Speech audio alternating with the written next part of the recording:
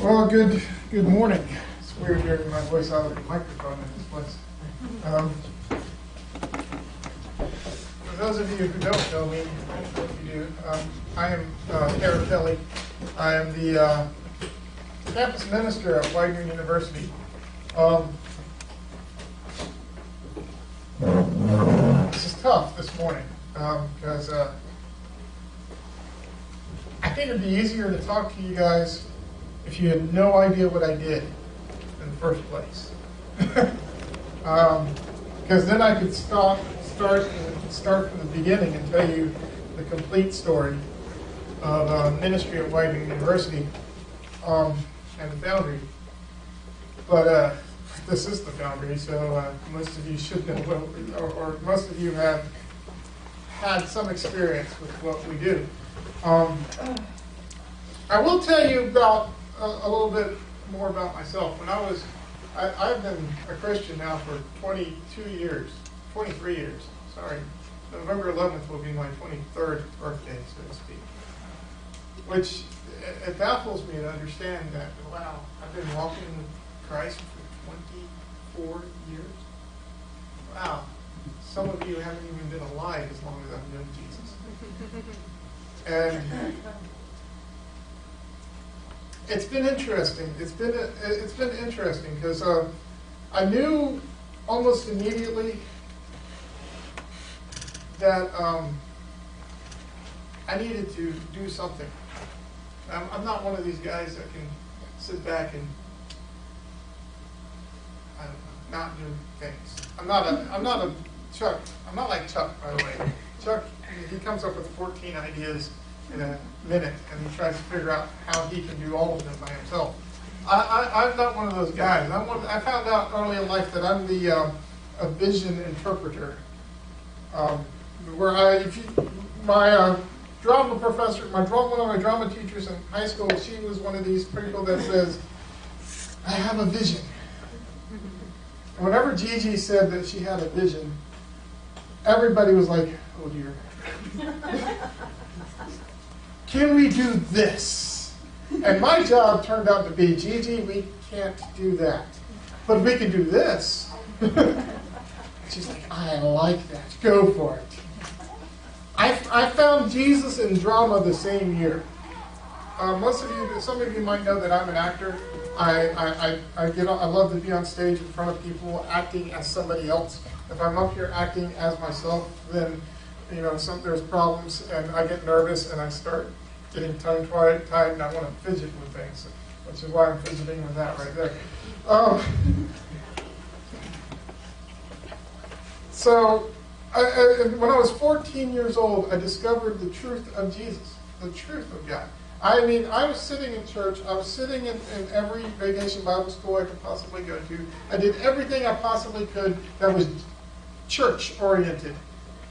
I even said the sinner's prayer. Everybody heard of the sinner's prayer, or it's the formulaic prayer that says if you say the words right, you're a Christian, or if you say the words, you're a Christian. I remember praying once, and I got all the nouns in. I didn't worry about the verbiage, the adjectives, the whatever. I got the nouns. I'm good. But I remember the day I finally admitted to my mom that I prayed the sinner's prayer, and I became a Christian. She dragged me down to the front of the church. I shook hands with the evangelist. 2 months later, I was baptized, dunked in the water, proper, head to toe wet. And it's about 2 months after that, I was sitting in a youth group, and I heard this lady, and I heard a relationship that she had with Jesus. But there was something real there. And it was like something clicked in my head that said, Harry, you missed something somewhere. Well, then I wasn't Harry yet. I was still Mike. I was like, Mike, you missed something somewhere. And I was like, God, I missed something. And if it's you, I need you right now. I was sitting on the front row of a Baptist church saying that prayer, God, I missed something somewhere. If it's you, I need you right now. And who sits on the front row? Nobody. Girl, Chris. And in a traditional Baptist church, the front row is reserved for people who are going to get up to speak, or it's got all the paperwork that people are going to fill out after they become a Christian, or after they come down to the front. Nobody else sits on the front row, but I was sitting on the front row because I was dealing with God, and I said, God, I need you now. Fast forward to college. I went to a Christian school, Christian college, North Greenville College, which is now North Greenville University, in the great city of Tigerville, South Carolina, which had a firehouse, not a firehouse subs, just a fire station, Thai-out restaurant, and an old country store, and the rest of it was the college. There was nothing else for miles around. If you wanted to go to a store, you had to have a car or knew somebody who could drive you. But it was one of those Baptist colleges. And I was sitting there trying to figure out where I was supposed to be in ministry. And God said, and I saw that there were no churches around with collegiate ministries at all. I went back to my home church in Columbia, South Carolina, and realized that I was no longer the youth anymore. And the youth groups are fun, right? Youth groups are exciting. Shoot, I knew some 40-year-olds who wanted to be part of the youth group because they did awesome things. They were having fun. They went on trips. They had concerts. They did all these great things. And I was like thinking, I'll go back to my home church and I will be part of something. But when you're out of the youth group, suddenly life is not as exciting anymore.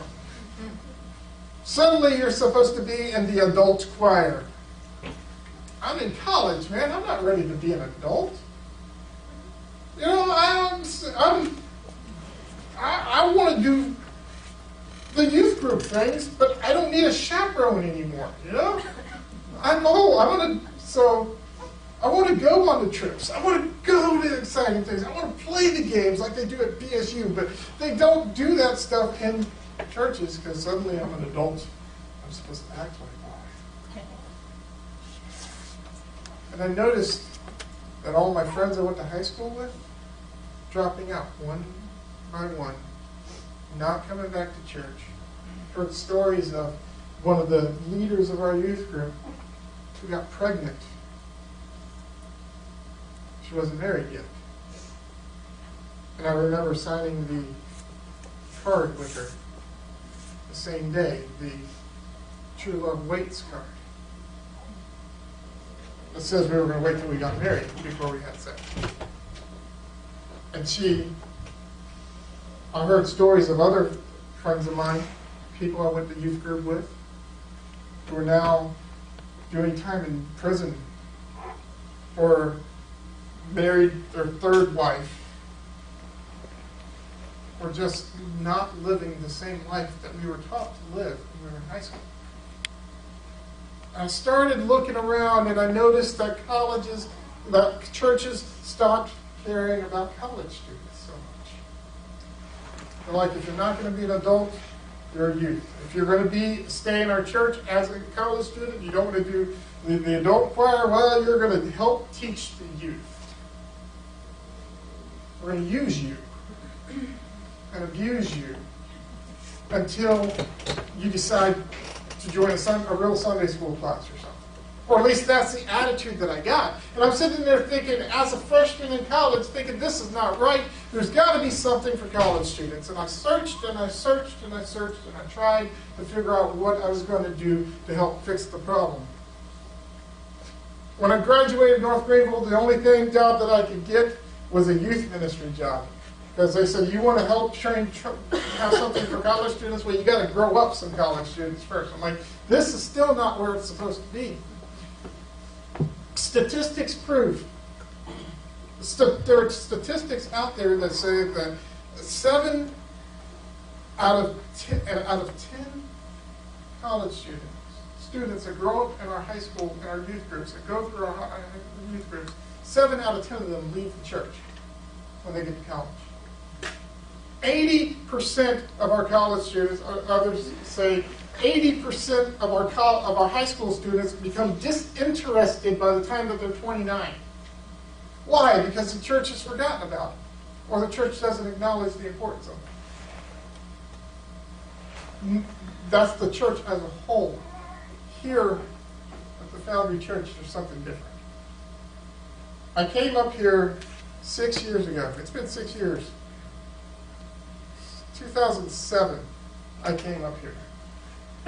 And I'll tell you this story about it. Then I'll tell you my story, how I got into college ministry, and then we'll talk about what we're doing at Widener.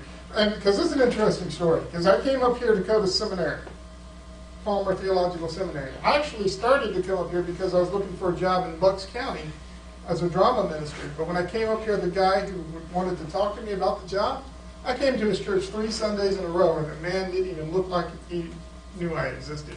So I'm like, I don't think this job is going to happen. Let's go find the Southern Baptists, see where they're around. Now, easier said than done, because I went looking for the Southern Baptists. I opened up the phone book, found their address, said, I'm going to drive to their office and talk to somebody. Drove to their office, and they had closed their office and sold the building. I'm like, oh crap, now what do I do? Well, let me make some phone calls. I'm calling up phone calls. I get in touch with Bob Hilton. Bob Hilton was the DOM, the Director of Missions for the area. At least that's what they called it back then. They changed the name 5 times since I've been here. But which they tend to do. They tend to do. I sit there, I get in conversation with him. I end up sending him my resume. He says, I'm going to send your resume to 3 churches. I'm going to send it to this place called the Foundry, this place called the Journey, and some church that started with First Baptist, some word that started with the letter P. I don't know where that is. It doesn't matter, because only one of those 3 churches called me. There's Chuck. Chuck calls me up, tells me who he is. We meet at the Lancy Street Bagels, and he says, yeah, we're an arts-oriented church. We're artsy guys. We're trying to figure out how to reach people with the gospel. We're also working with college-age students. I'm like, whoa, wait a second. In my head, I'm sitting there thinking, wait a second. You work with college students. You're an arts-oriented church. You don't have to go any further, Chuck. I'm in. And Chuck was speechless for like 5 minutes. And you all know Chuck. That's a first. You're sitting there like, but I've got more. It's like, I don't need more. I'm in. Let's go. Let's do this. Let's pack up and come. So I started coming here in 2007. In about 2009. I've been on campus for 4 years now. 2009, I looked at Chuck and said, Chuck, you can't be preaching 2 times a day. You can't try to preach. He tried to preach the same sermon to 2 people, to 2 different congregations, thinking they were 2 different congregations. But that was the time of transition where we became the same congregation that met 2 times a day. He's preaching to the same people, the same sermon, and I'm like, this can't happen. So we worked it out where I was going to take the Sunday night service. At the same month, he has a conversation with the provost at Widener University and says, what can we do to get students to our church? And the provost said something to the point of, I can't give you a shuttle, I don't have that in the budget, but hey, you're one of our chaplains, why don't you move one of your services onto our campus? And he was like, okay, we're going to move our night service. Bear in mind, I had just started preaching the night service, so suddenly I realized the dream that I had in college, and suddenly I'm preaching on a college campus. We birthed out of the Forge. We called it the Foundry at Widener, which I said that was too limiting. Let's call it something different. Let's call it the Forge. Out of the Forge, we birthed a campus ministry called Logos. Because there was no other campus ministries, Christian organizations on Widener University. 6,600 students, right? And 0 Christian student organizations. 0. I started with 1 student, Ashley Dawn, collected Bettina Burns and Ashley Nilsson, who's sitting right over here. And next thing I know, we have 7 students. Next thing I know, the next year I have 20 students showing up to a Bible study on a Tuesday nights, I have to start another Bible study on Thursdays just to let other people come to it so we can reach other people to get them to it. Suddenly, I'm sitting there talking to Robert Turner, the Baptist State, the Collegiate Ministries State Director, saying, okay, Robert, I have to be a campus minister now. Ultimately, I'm doing all this stuff with you guys. I've got this ministry going up. I've got to figure out how to fund it. I've got to figure out how to keep this going because I'm about to graduate seminary and I'm about to go do life. And this is what I'm supposed to be doing. I remember Robert looked at me and goes, Hare, you came through our back door. We didn't recruit you or anything. You just came in. I go, Robert, I came through your back door, raided your refrigerator, and was sitting in your living room before you knew what you had to do with me. I don't come across ministries easily. I don't get recruited for things. I show up, and you got to do something with me, or else, tell me to go home.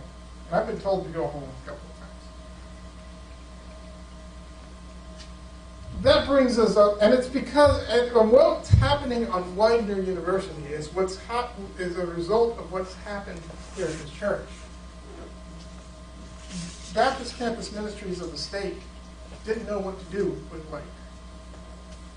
They didn't know who to send. They didn't know where to go. They didn't know what was happening. So Chuck and the Foundry Church prayed for Widener, prayed for somebody to come. And you got me. I'm sorry. And I've done my best. But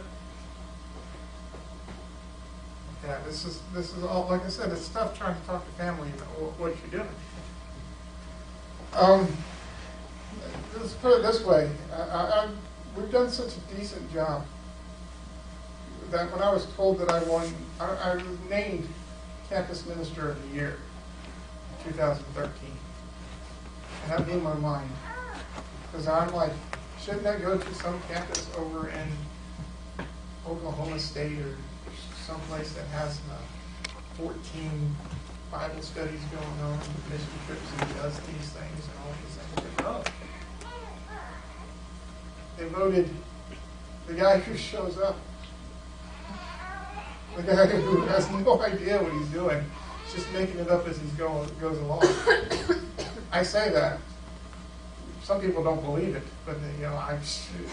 If you don't believe it, come like 2 Sunday nights in a row. Yeah. Because if you only come one, you'll get the one that he's prepared. Yeah. Like this morning, I'm just making this up as I go along. I tried, I prayed, and I thought, what do I tell these people? Where do I go? What do I say? Campus ministry is important. Because we are teaching the next generation. We are teaching the next leaders of the church. I got some pictures. So just let's put some. But others who know about me know I'm a photographer. First person that pops up on the picture, I want to tell you a story about Viraga. When I met Viraga Pereira, he is from Sri Lanka. He is part of our ministry. This is him at the International Students Thanksgiving dinner. We have an International Students Picnic every first of the year. We partner with Grace Bible Fellowship. I met V. We call him V. I may be the one to have started that. I'm not sure. Because when I met him on the camp at the picnic, he told me his name was, you won't be able to pronounce it. My name is Viraga Pereira. I was like, that whole thing is your name? Can I just call you V? He was like, sure, whatever. So V is one of Austin. They just formed the Austin Leadership Institute at Widener University, where they're taking premier students that have leadership abilities, and they're bringing them in, and they're saying, come up with a program and be instituted. V was one of their first students. V is also working on how to make a spiritual elective as part of the as a required course or an option for people to take to get credit for college, get at least a half a point of college credit. One of our students. What's the next picture? I don't even remember what I got. Oh, yeah. Kayla and Matt Dugan. They're Kayla Parks and Matt Dugan. This is taken at the end of our last Bible study last semester. We have a Bible study that meets on Tuesday nights, 5:45. We started, like I said, with one student. Matter of fact, my first Bible study, I showed up, and there was me and the Interfaith Center coordinator just sitting there talking, and I have to talk to this woman all day. Okay, where are all the people? The next week, I brought pizza. We had 7 people. I don't know. Maybe there's something there. You feed them, they will come. Or now we're averaging 18 to 20 students, and those are the reason why we're not getting more than that is because they can't fit it in their schedule. They're doing other things. Their Widener students are probably the most busy students I've ever met in my entire life. I have to schedule 5-minute meetings 2 weeks in advance, just to have some time to say, "Hey, how you doing?" You know, that's what. Sierra Offit. This is also part of our. She was in our Bible. She's one of our upcoming students. She's a sophomore this year. She's also into the. Been invited into the Oskin Leadership Institute. I'm just saying, God's children, God's people, God's kids are growing and are going to be some of the upcoming leaders of not just the church, but the world. What's the next picture? This is Julia. She's also one of our French students that we're trying to get more involved in our church. What's the next picture? Kayla and I don't know who this person is right there. This is my senior around, popping around somewhere. This is also at our Thanksgiving dinner. Yeah, same shirt too. What? I'll tell you about Rachel in a second. This is next couple pictures should be about Engage 24. Engage 24 is a time where we get students, a nationwide effort for students to reach other students for Christ. Last year we had 7 students involved and spoke to 38 people, 38 other students. This year we had about 7 students involved. We didn't talk to near as many, but I did have Dr. Robert Turner on my campus to help us out with it. What's the next picture? See if I'm right. Nope. Rachel and Sam. This is at one of our retreats that we took them to. The first focus retreat. We take them on we go on 2 retreats a year. The first one is Encounter, which happens in November, and it's statewide. We meet with campus ministries across the state. I also have not had my caffeine this morning, so my brain is still sputtering along. We're getting there. We're revving up the engines. And statewide, that means across from Penn State, Pittsburgh, Philadelphia area, all around. We have about 100 students get together from like 14 different Baptist campus ministries. Get together and we learn about the gospel. We learn about God. And focus is our. Rachel keeps popping up in all of these. I'm going to tell you about Rachel because she's just very photogenic. Everybody else runs away from my camera. What's the next slide? All right, this is Nicole. This is at our Engage 24 concert. She is a sophomore this year. She's a sophomore this year. I keep looking over there because I don't remember anything. Next one. Soccer player, just tore her ACL, so she's not playing soccer anymore at the moment. But you know, she just became a Christian recently, and she was looking for a ministry, and she joined us because we are the only ones that are out there. So praise God. What's the next picture? This is a couple of years ago. Last year, we got kicked out of our Interfaith Center. We had a building on the corner of 17th and Walnut. And they built us a room. And it was ready to go a year ago. This Saturday, or this past month, a year later, they let us into it. But this room was donated by one of our trustees who decided that there needed to be a place of faith on campus. Ryan Henderson was a chaplain at campus. He and Dr. Harris, Dr. Jim Harris, who is the president of the college. Jim Harris said one of the things that he worries about, one of his focuses is that he would get a place for students to exercise faith on campus. Faith is important. So you want to build whole students. And finally, this is the room that they've opened up to us. I wanted to show you some pictures of it because it's a beautiful space. And this is where we meet for worship on Sunday night. The next couple pictures, next picture. I told you I was going to talk about Rachel in a second. This is Rachel Yenko Martinka. She is a student, senior. She's been in my ministry for at least 3 years.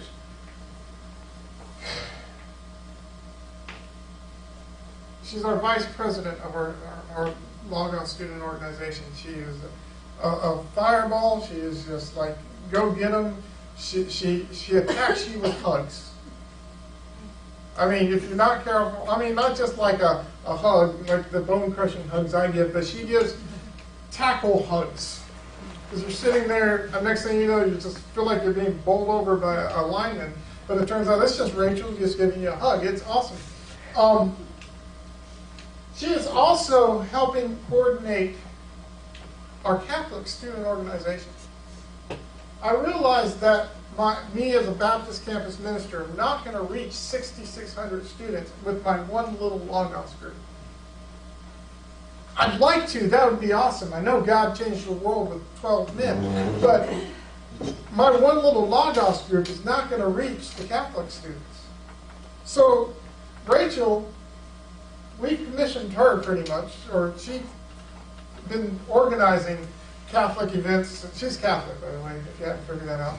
She's been organizing the Catholic masses. She's been organizing. I was like, Rachel, why have you not started a Catholic student organization?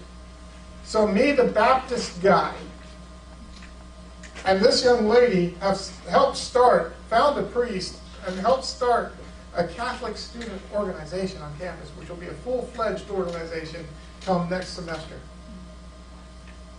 So there's 2 groups out there telling people about Jesus in one form or fashion.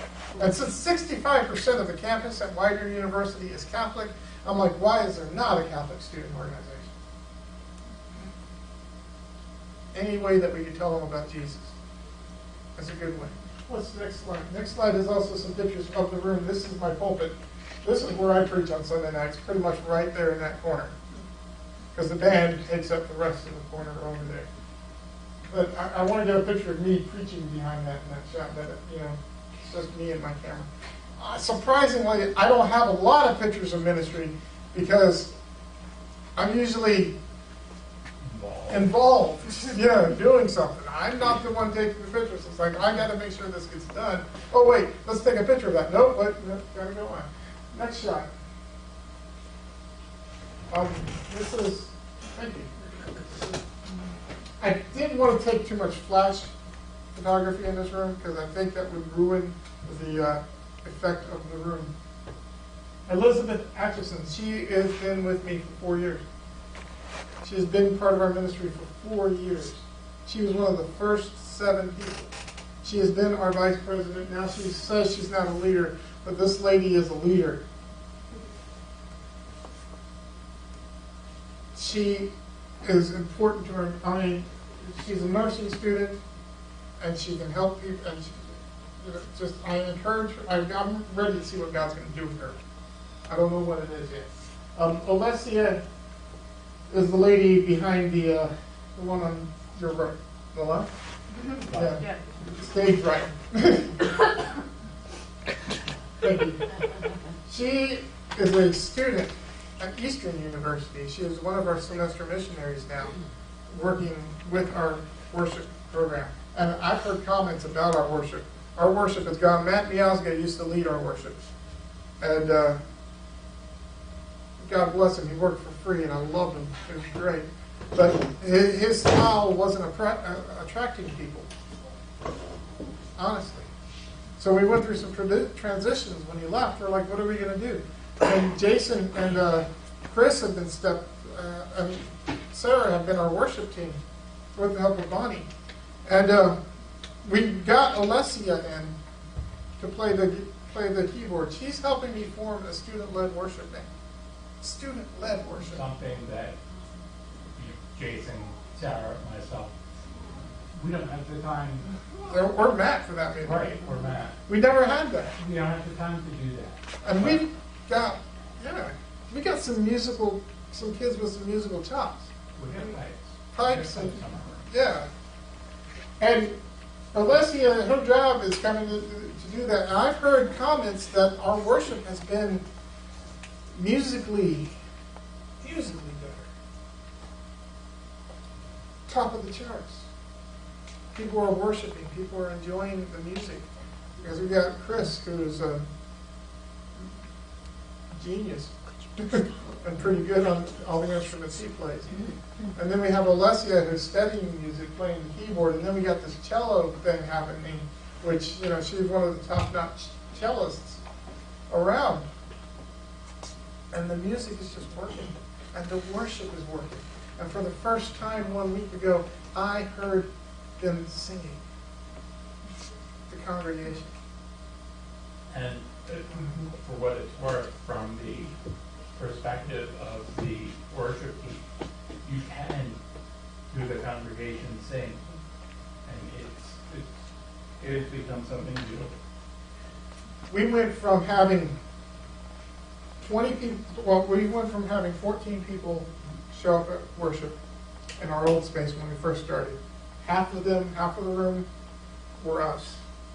Half of the room were students. We had about 5 or 6 students show up occasionally. 2 weeks ago, had 17 people in the room. Most of them were students. Making a difference. We're reaching out. We're connecting. What's the next picture? This is the view of the room that I see, except there's usually people in there. It's a beautiful space. It's gorgeous. And it smells good, too, because it still smells like wood. Next shot. Engage 24. This is a concert we just had last Thursday. If you missed it, you missed out. We had 12 people show up for the concert. 12 students. In the alumni auditorium that could seat 400 people. I looked at the band. I said, guys, it's just going to be us, my small little Bible study. They're like, okay, we'll rock out anyway. Silverside came and did a free concert for us. All we had to do was feed them. And we gave them some money and a love offering right there. They were asking for gas money. I don't know if they got any gas money, but we fed them. And they came and did for us a free concert on our campus. It's amazing. This pretty much, this is a lot of my students that, Aaron right here, he works for a PSC Bonner program. He's coming and working for LifeWorks. He's my next semester missionary. I guarantee it. Bettina Burns, who's right here, this is Bettina right here. She's been working for us as semester missionary since the beginning. She came in one day complaining that she was going to lose her scholarship as an ROTC student. I go, well, we got another option for you. How about you come on, work with me as a semester missionary? Could not have made it this far without her. Could not have made it this far at Logos without her. She's been doing all the legwork, all the stuff. The reason you haven't seen her until this point is because she's probably running around while Harris taking pictures, doing everything. Right. So. And she's one of those who doesn't like her picture taken. I talked about Kate. There's Virago over here in the back. Justin, and he's a freshman this year. I see God doing some major things with him. This is Shania and Dee Dee. They're going to be doing some amazing things. Just got to get them to realize that they can't. Yeah. That's the thing. Kayla Parks, I'm sending her off this summer to a camp up in. I got an opportunity. There was an opportunity presented to us for a camp, outdoor wilderness experience that teaches the Bible, teaches the gospel to kids. And I'm like, when I heard everything that happens, I go, that's Kayla. She needs to go. I've already almost finished her letter of recommendation before I handed her the application. It's amazing. And Khalil, working in social media. He's going to be a social media guru. It's going to be awesome. What's the next picture? Next picture should be Engage 24. We have these things called Solarium, where we send out a picture and we sit there and we have conversations with the picture. We talked to 38 students last year. We talked to 30 this year. We give them these things called the Life Book, which is a book that will give them the gospel, tells them the gospel of God. What's the next picture?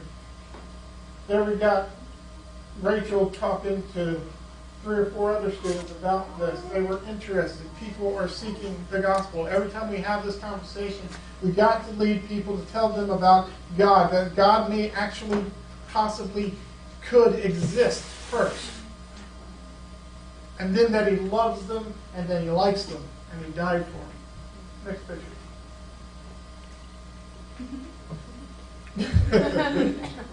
Kayla and Ashley, you've seen a lot of them lately. They worked with our college, they worked with our camps this summer here at this church. They helped with our gardening camp. We lived here. They lived here, yeah, pretty much. I jokingly laugh about Ashley because for years I've been telling her, Ashley, you got to put rest in your schedule. You got to take time. You got to rest. Stop. Slow down. Take a day off. Please. She didn't listen to me. Never listened. Or she said, yeah, I know. But she kept going. This summer, God pushed her down a hill and gave her a concussion. So she had no choice but to not do anything. And it killed her. She was going crazy. But we have Rachel working with us this summer, and Kayla signed on to work with us because I think the only thing Kayla worked for was a place to live. And Ashley joined us, and they did one of the most rocking camps, garden camps, that I've ever seen us do. What's the next picture? Next picture should be Bingo. Ashley.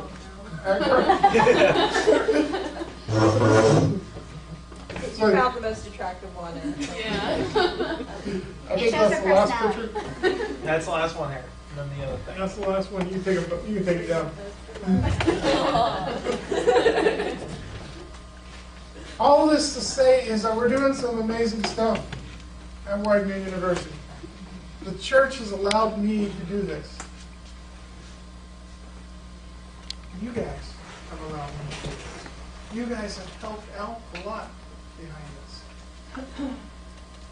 I'm still a support-raising missionary. I'm still got a long ways to go before I raise my support, and it's making me nervous that he's walking up here. He's not even supposed to be here right now. Yeah. God said that was supposed to be. Okay. I'll come up and pray for you. Okay. And to overlap a couple things, because I want to get clarity.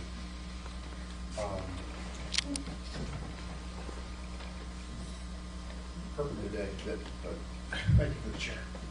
I want to point something out here. Our mission as believers in Christ is to infiltrate culture. What does that mean? I wonder. Bill Mack is sitting back here, and this church is empowering him to start a house church in the midst of Judica. Little Kiev.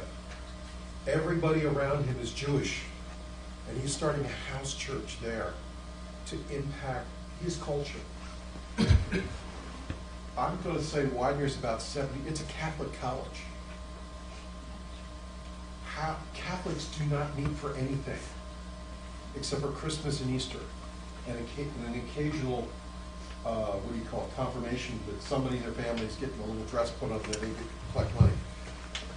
The only way to collect Catholic students, to give them Jesus with the gospel, is to take the students that are Catholic, that we have reached for Christ, who we have made a disciple and to send them out to reach their family. The only way to do that is to organize them. I want you to hear this from my heart. That the way we are going to reach America is to infiltrate what's already there. When we had lunch one day with Jim Harris, who's the president of Widener. And it was powerful because I'm going through all these questions to see if he's saved. And he is. And I asked him point blank, I said, well, why are you still Catholic? He said, because I would be ostracized if I left the church and none of my family members would ever hear the gospel. It's the reason why I'm trying to help John with the boat club. And those boat club people, for the majority of them, are never going to come to church, any church. We got to reach them where they're at. You know? It's a simple thing. And it's doing church a little differently. It's to us, who are we serving all week long, not who shows up on Sunday? Because that's where disciples are being made. And it's a beautiful thing. And I want to just take that opportunity because he does some weird stuff sometimes. Some stuff that even I can't, as creative as I can't go there. But God's calling him. Like what? We'll talk later. Anyway, Well, the whole rosary thing. let's not go there. I still can't get my head around that. You're weird. Anyway. Okay. I made a rosary because I was going through a 6-week spiritual discipline plan. And one of the things I decided to do, since I found out I'm a sensei, which means I respond to visual stimuli in worship. That is sensate, not sensei. This is going to get weird. You can stop now. So I made a rosary in order to help me out with that. And it helps understand the gospel. Catholics have some things right.